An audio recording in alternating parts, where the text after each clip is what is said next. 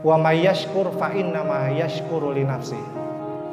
Barang siapa yang bersyukur, maka sesungguhnya ia bersyukur itu untuk dirinya sendiri, bukan untuk orang lain. La in syakartum la azidannakum. Kalau kita mau bersyukur, pasti Allah akan tambahkan nikmat-nikmat itu. Ma anzalna alaikal qur'ana litashqa. Tidaklah kami turunkan Al-Qur'an itu litashqa, untuk memberatkan. Saya heran kalau misalnya ada yang mengatakan beragama itu sulit, rumit gitu, sehingga kita tidak smart. Allah berfirman, yuridullahu bikumul yusra wala yuridu bikumul usra. Ayat ini lebih jelas lagi mengatakan bahwa Allah itu menginginkan kita itu mudah, wala yuridu bikumul usra, dan tidak menginginkan kita ini.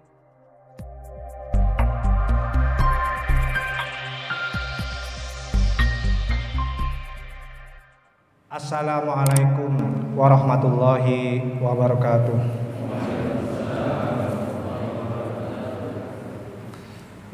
Hamdan thayyiban mubarakan fih.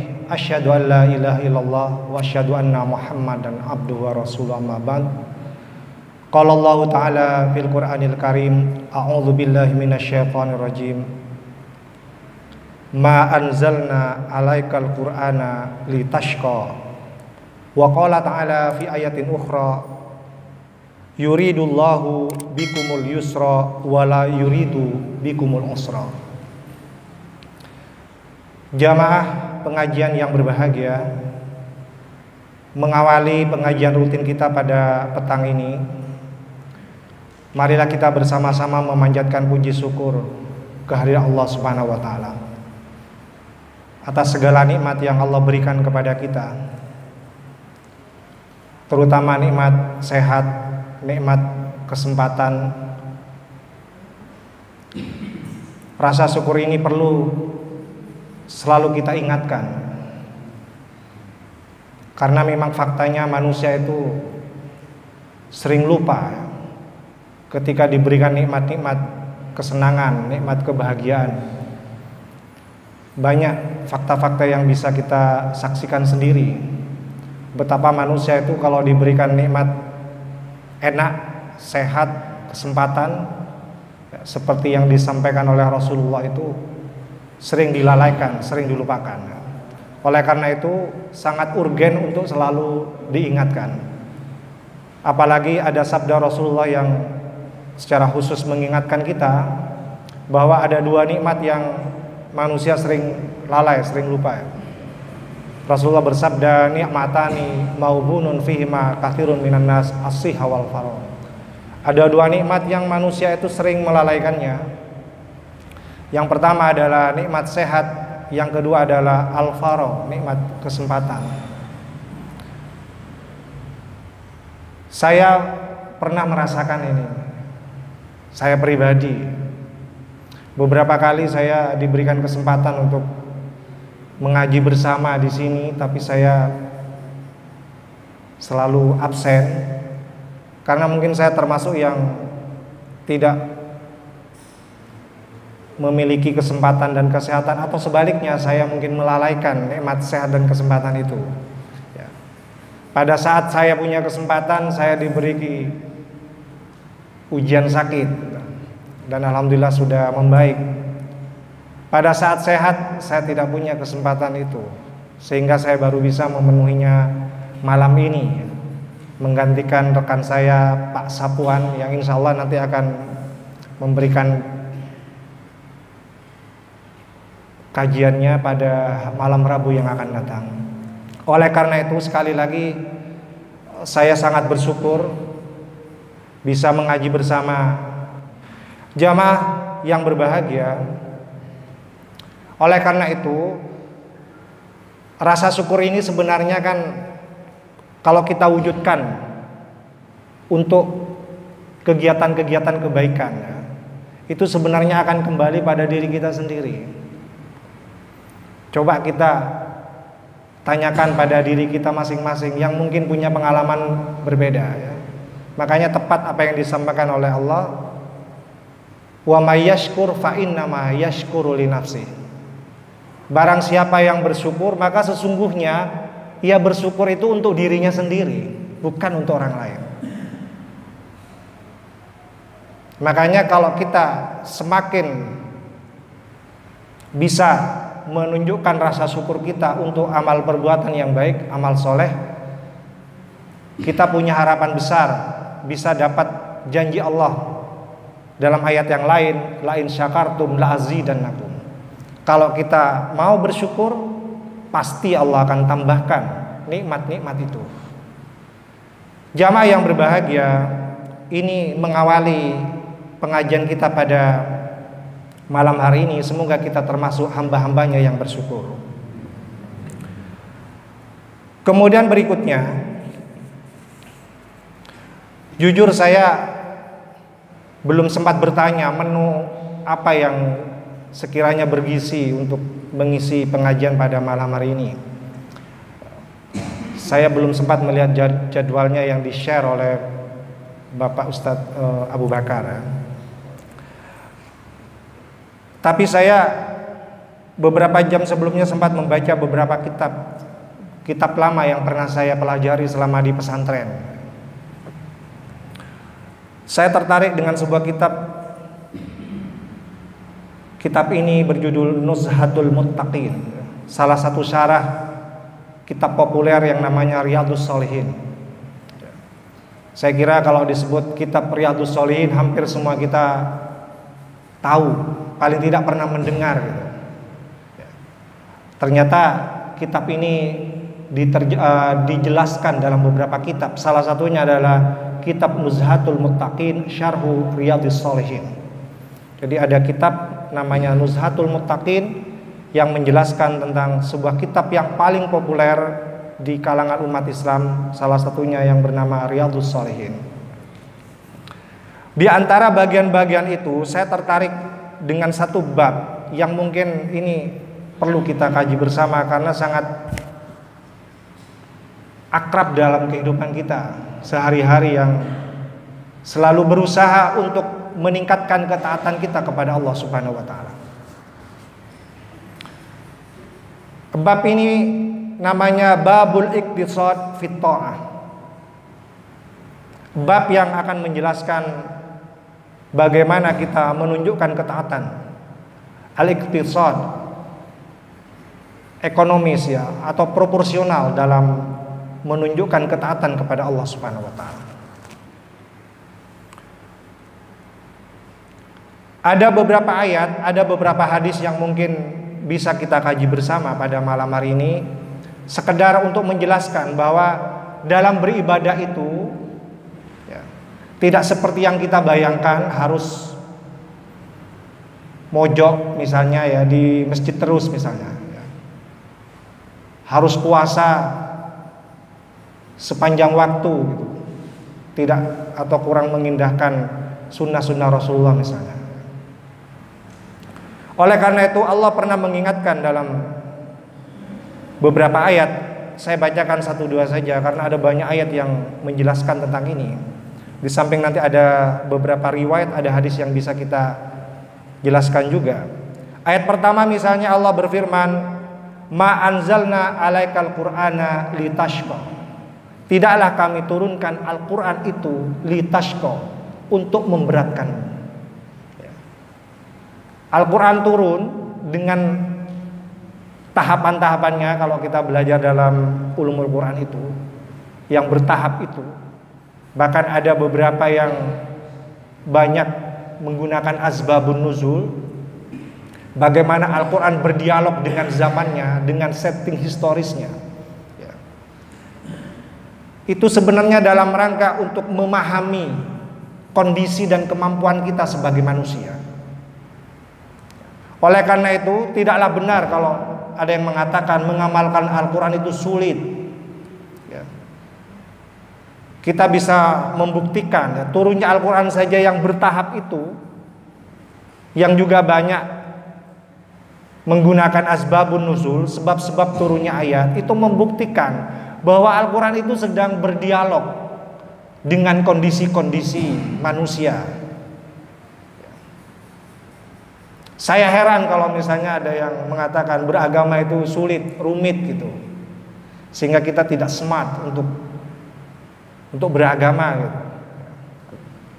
Ayat ini dengan tegas mengatakan Al-Quran yang kita baca tiap hari itu tidak punya ruh, tidak punya spirit untuk bikin kita sulit gitu. Ayat yang lain misalnya juga Allah berfirman yuridullahu bikumul yusra wala yuridu bikumul usra. Ayat ini lebih jelas lagi mengatakan bahwa Allah itu menginginkan kita itu mudah, wala yuridu bikumul usra, dan tidak menginginkan kita ini sulit. Pertanyaannya adalah kalau misalnya ada orang beragama, beribadah, menunjukkan ketaatannya kepada Allah dan Rasulnya terasa sulit, berarti ada something di situ, ada sesuatu yang keliru. Paling tidak dari pemahamannya tentang agama. Oleh karena itu, ada banyak kaidah-kaidah yang kalau kita belajar fikih itu yang sebenarnya memberikan pisau analisis kepada kita bahwa memahami Al-Quran, memahami sunnah itu bisa didialogkan dengan kondisi zamannya, sesuai dengan kapasitas kemanusiaannya. Misalnya ada kaidah fikih yang mengatakan al-hukmu yaduru ma'al illati wujudan wa adaman. Ya. Kalau kita belajar studi hukum Islam, saya kira kaidah ini sangat populer disampaikan. Al-hukmu yaduru, hukum itu berputar ma'al illati, bersamaan dengan sebab-sebab, illat-illat wujudan wa adaman, ada tidaknya sebab, illah. Jadi dia bisa berdialog dengan illah-illah, dengan sebab-sebab yang mengelilingi kondisi kemanusiaan. Kemudian lahirlah hukum-hukum itu. Jamaah yang berbahagia, ini dua ayat yang barangkali perlu disampaikan secara singkat mengawali penjelasan bahwa taat itu bisa kita lakukan secara proporsional, sesuai kaidah-kaidah sunnah. Tidak perlu ditambah-tambah. Yang berat itu karena kita sering nambah-nambah. Sesuatu yang sudah pas sering kita tambah-tambah, akhirnya jadi berat gitu. Coba kalau kita kerjakan sesuai dengan porsinya, saya kira beragama itu nggak berat. Jadi kalau masalah ibadah, saya kira sudah jelas, masalah akidah, masalah ibadah, ya kita nunggu contoh, kita nunggu perintah. Makanya dalam kaidah fikih itu dikatakan al-amru al-aslu fil ibadah haram. Asal daripada ibadah itu haram dikerjakan. Dalam masalah ibadah kita menunggu dulu, menunggu ada contohnya, ada perintahnya. Karena apa? Karena asalnya haram kita laksanakan. Kalau nggak ada perintah, kalau nggak ada contoh, ya kita nggak boleh melaksanakan itu. Itu kaidahnya dalam melaksanakan ibadah mahdhah maksudnya. Berbeda kalau masalah duniawi. Masalah duniawi sebaliknya, tidak nunggu larangan, tidak nunggu perintah, tapi nunggu dilarang. Misalnya ada kaidah mengatakan al aslu fil asya'il ibahah, asal sesuatu itu boleh dikerjakan. Ini kaidah yang berhubungan dengan masalah dunia. Jadi kalau masalah dunia asalnya boleh, silakan Anda berkreasi, bahkan berinovasi, sampai menunggu ada larangan. Ya. Jadi sebaliknya, kalau ibadah nunggu ada perintah, ada contoh, ya, nggak boleh melaksanakan dulu sebelum ada perintah dan contoh. Tapi kalau dalam masalah duniawi, silahkan kita mau berkreasi apapun, berinovasi apapun, sampai menunggu ada larangan, baru kita berhenti. Kalau sudah ada larangan itu. Jamaah yang berbahagia, oleh karena itu sangat keliru kalau misalnya ada yang mengatakan semakin orang taat beragama, semakin susah kita maju. Padahal ruh Muhammadiyah itu kan berkemajuan, ya kan? Dalam masalah dunia, ya silahkan kita berkreasi, berinovasi. Ya, kita tidak pernah dilarang untuk terus mengembangkan ilmu pengetahuan dan teknologi ya, untuk kepentingan dan kemajuan umat Islam. Jamaah yang berbahagia, kemudian ada riwayat menarik yang perlu saya bacakan di sini. Sekedar menjelaskan bahwa ada caranya kita menunjukkan ketaatan yang benar kepada Allah dan Rasulnya. Diriwayatkan oleh Anas radhiyallahu an qala, ia berkata, jaa salasatu rahtin ila buyuti azwajin nabi.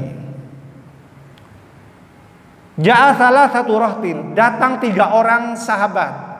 Rahtun rijal, ada 3 pemuda dari kalangan sahabat datang ila buyuti azwajin nabi, kepada rumah-rumah istri-istri Nabi. Ya.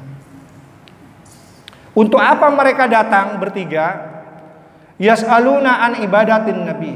Mereka ingin bertanya bagaimana sih ibadahnya Nabi. Ya. Saya bayangkan 3 orang sahabat ini merasa penting datang ke rumah-rumah atau berkunjung ke rumah para istri Nabi itu. Saya bayangkan betapa besarnya ghirah, semangat mereka untuk beribadah sebagaimana ibadahnya Rasulullah. Ia merasa tidak mau pas-pasan beribadah, pengen gitu, lebih detail, tahu langsung dari sumber primernya ya. Kalau kita seorang peneliti, kita pengen tahu sampai ke sumber primernya, data primernya, sampai datang ke rumah-rumah istri Nabi. Tidak cukup melihat ibadahnya Nabi di masjid saja.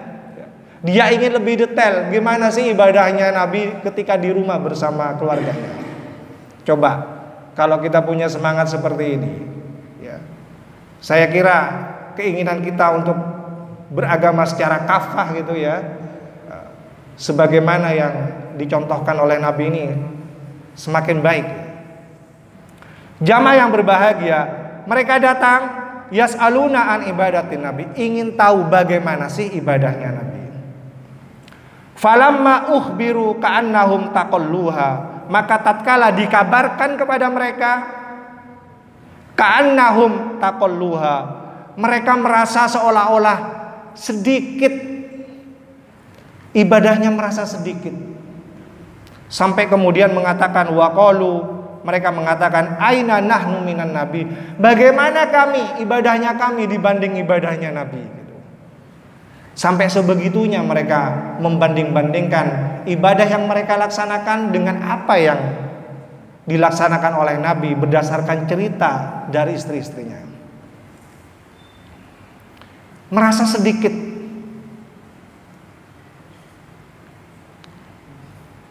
Aina nahnu minan nabi, bagaimana? Aina, di mana? Nahnu minan nabi, kami dari Nabi, jauh ibadah kami dibanding ibadahnya Nabi. Wa qad ghufira lahu ma taqaddama min dzambi, padahal sungguh Nabi itu sudah diampuni dosa-dosanya. Ma taqaddama min dzambi, dosa-dosanya yang lalu sudah diampuni. Tetapi Nabi masih tekun, masih rajin menunaikan ibadah-ibadah di rumahnya. Wa ma ta'akhkhara, dan juga sudah diampuni dosa-dosanya yang akan datang. Tapi Rasulullah tetap menunjukkan rasa syukurnya dengan tetap beribadah.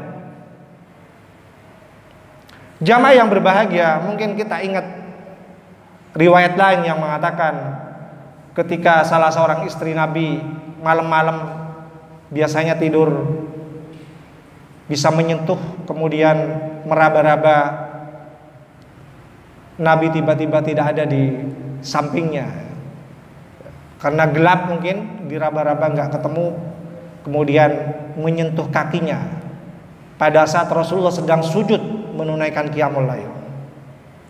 Sama pertanyaannya juga, apa sih yang kurang gitu? Sudah diampuni dosanya yang lalu dan yang akan datang, tapi masih rajin menunjukkan ibadahnya kepada Allah. Apa jawaban Rasulullah? Apakah saya salah kalau dalam bahasa kita menunjukkan diri sebagai hambanya yang bersyukur kepada Allah Subhanahu wa taala. Seperti itu Rasulullah menunjukkan rasa syukurnya. Jamaah yang berbahagia, karena merasa sedikit, qala ahaduhum, salah seorang mereka sampai mengatakan seperti ini, amma ana fa usallil laila abada. Kalau seperti itu, ana fa usallil laila abada, saya akan sholat semalam suntuk abada, selamanya. Dari sangat inginnya menyamai ibadah Rasulullah sampai terucap kata-kata seperti ini yang sepertinya sangat berlebihan. Mana ada syariat yang menjelaskan sholat semalam suntuk nggak pernah berhenti selama-lamanya, kan tidak ada ya. Tapi inilah semangat salah seorang sahabat, dari sangat inginnya beribadah menyamai ibadahnya Rasulullah ya. Yang kedua juga tidak mau kalah, wa qala al-akhar, yang lain juga tidak mau kalah, wa ana asumud dahra abadan, kalau saya akan puasa ad-dahra setahun penuh ya, abadan, selamanya, wala uftiru, dan tidak akan berbuka. Coba bayangkan, sampai mau puasa setahun penuh dan tidak mau berbuka. Coba bayangkan betapa rumitnya kalau ada syariat seperti ini gitu loh. Haruskah kita menunjukkan ketaatan kepada Allah sampai seperti ini, ingin puasa setahun penuh selamanya tidak berbuka sama sekali? Kalau seperti ini kan berat. Menunjukkan ketaatan seperti ini kan berat kan. Seperti sama yang tadi, sholat semalam suntuk nggak berhenti, itu kan berat sekali kan. Tapi bukan seperti itu menunjukkan ketaatan kepada Allah.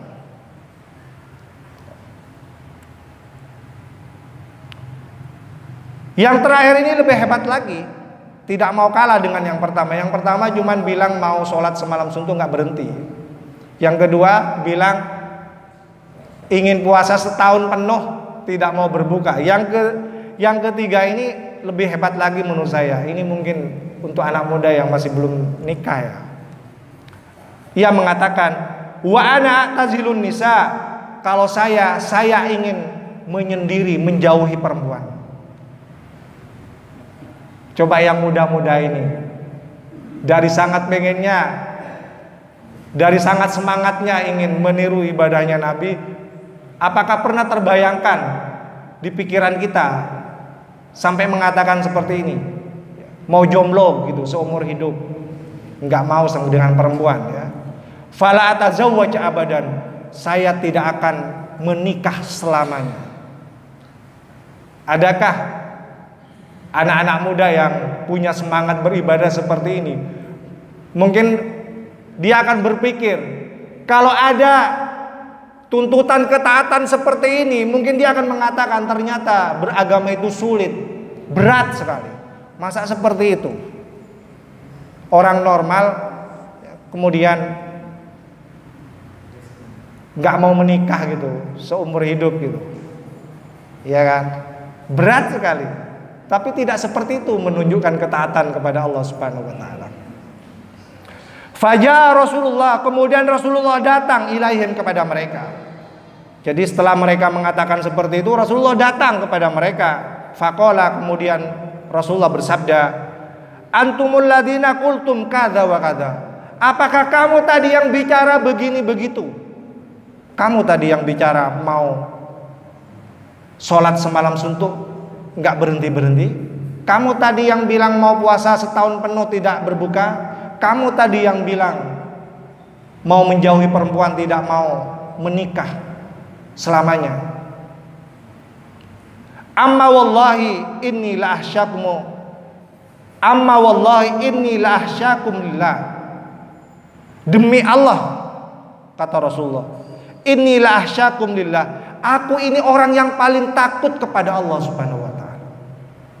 Aku ini orang yang paling takut, orang yang paling bertakwa kepada Allah Subhanahu wa taala. Tapi Rasulullah tidak pernah seperti yang disampaikan oleh tiga sahabat ini. Wa atqakum, dan aku ini orang yang paling bertakwa lahu kepada Allah. Lakinni asumu wa uftiru, tetapi aku ini asumu berpuasa wa uftiru, dan waktunya berbuka aku berbuka. Nah ini bukti bahwa syariah itu menunjukkan ketaatan itu tidak sulit. Berpuasa itu tidak bikin kita berat. Berpuasa pada waktunya, kemudian pada waktu berbuka kita berbuka. Rasulullah saja yang paling bertakwa, paling takut kepada Allah, ia mengatakan, aku juga berpuasa, tetapi waktu berbuka aku berbuka. Wa usolli wa arkudu, aku juga sholat, rajin sholat sama seperti kita. Wa arkudu, tetapi waktunya istirahat, Rasulullah beristirahat. Jadi tidak semalam suntuk kemudian dia mojok di masjid atau mojok di dalam kamarnya sholat terus. Tidak, Rasulullah ketika waktunya istirahat, beliau istirahat. Faman raghiba an sunnati falaysa minni, maka barang siapa yang tidak suka dengan sunnahku, falaysa minni, maka dia tidak termasuk golonganku. Jamaah yang berbahagia, hadis ini menjelaskan kepada kita, riwayat ini menjelaskan kepada kita bahwa sunnah Rasulullah itu seperti yang disampaikan tadi, tidak berat, tidak bikin kita sulit, tidak bikin kita, kalau anak-anak sekarang kan malas capek gitu ya, kita sholat saja tadi cuma berapa menit gitu. Beragama itu membahagiakan. Oleh karena itu sunnah Rasulullah itu, kalau puasa ya puasa, kalau berbuka ya berbuka. Kalau sholat ya kita sholat, ketika waktunya istirahat kita istirahat. Waktunya kita membujang, tapi pada saatnya kita memang sudah berkemampuan untuk menikah, sebagaimana sabda Rasulullah, man istata'a minkumul ba'a falyatazawwaj, barang siapa yang sudah punya kemampuan untuk menikah, falyatazawwaj, silahkan ia menikah. Itu sunnah Rasulullah. Itu namanya sunnah. Saya mohon maaf, ada yang sering memotong ini ya, untuk apa namanya, misalnya sunnah Rasulullah itu hanya urusan menikah gitu ya. Jadi kalau menikah itu sunnah Rasulullah, ya betul. Tapi kalau berdasarkan riwayat ini, sunnah Rasulullah bukan hanya menikah, tapi ibadah sholatnya juga yang benar, ibadah puasanya juga benar, dan ibadah-ibadah yang lain juga benar gitu. Jamaah yang berbahagia, waktunya terbatas. Mungkin nanti kita akan lanjutkan pada kesempatan-kesempatan yang lain. Gimana Ustaz? Saya bacakan satu hadis lagi. Ini ada hadis yang mengatakan, yang semakin menjelaskan kepada kita bahwa beribadah sholat itu mudah. Ini buktinya. Diriwayatkan oleh Aisyah radhiyallahu anha, anna Rasulullah sallallahu alaihi wasallam, Rasulullah qala, bersabda, idza na'asa ahadukum wa huwa yusolli falyarqud, barang siapa yang salah seorang di antara kamu yang mengantuk, wa huwa yusolli, kemudian dia memaksakan diri untuk sholat, falyarqud, saran Rasulullah, falyarqud, hendaknya dia istirahat saja, jangan dilanjutkan. Hatta yadhhaba anhun naum, sampai rasa ngantuknya hilang. Kalau sudah hilang, baru silakan melanjutkan sholat. Ini buktinya bahwa sekedar menunaikan ibadah sholat yang kita pahami wajib itu, kalau kita memang ngantuk, capek karena habis kerja, masih cukup waktu, silakan istirahat. Setelah itu baru sholat. Karena nanti kita nggak tahu, kalau capek ngantuk, kadang-kadang kita nggak fokus, bacaan kita kemana-mana gitu kan. Sering, saya pernah mengalami juga dalam kondisi capek itu, kadang-kadang bacaan surat yang ini nyambung ke surat yang lain gitu. Saya pernah mengalami seperti itu. Ya. Yang terakhir, Rasulullah bersabda, kuntu usolli ma'an nabi as-sholawat.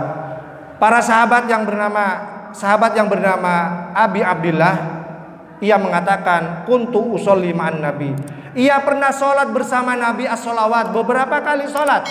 Fakanat sholatuhu qasdan, maka sholatnya itu qasdan, sedang, tidak panjang juga tidak pendek.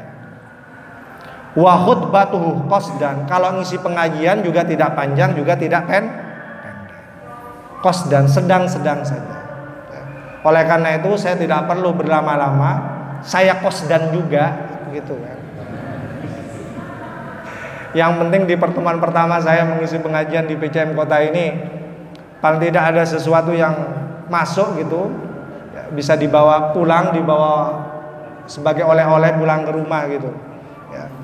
Ketimbang terlalu banyak diisi kemudian meluap, ya, nggak masuk artinya ada banyak yang meluap, ya, tidak tersimpan dalam memorinya gitu kan. Saya ingat apa yang dikatakan oleh salah seorang guru saya. Dia mengatakan salah satu ciri ilmu barokah itu kalau diajarkan walaupun tidak banyak tapi mudah diingat dan mudah diamalkan gitu. Sebaliknya gurauan beliau, ya, ilmu yang kurang barokah itu walaupun banyak disampaikan tapi setelah disampaikan itu hilang, ya, hilang lupa, kemudian ya akhirnya nggak diamalkan gitu ya. Baik, saya kira cukup apa yang bisa saya sampaikan malam ini, tepat waktu karena kita harus menunaikan sholat isya secara berjamaah. Semoga apa yang saya sampaikan bermanfaat bagi saya dan kita semua. Kita ketemu pada pertemuan yang akan datang. Saya akhiri. Wassalamualaikum warahmatullahi wabarakatuh.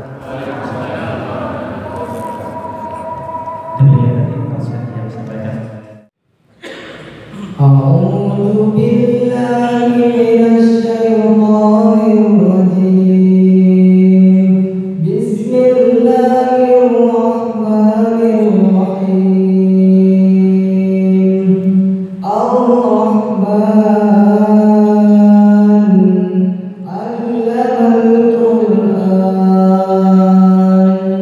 خلق الإنسان علمه البيان الشمس والقمر بحسبان والنجم والشجر يسجدان والسماء رفعها ووضع الميزان ألا تطغوا في الميزان وأقيموا الوزن بالقسط ولا تخسروا الميزان والأرض وضعها للعنام فيها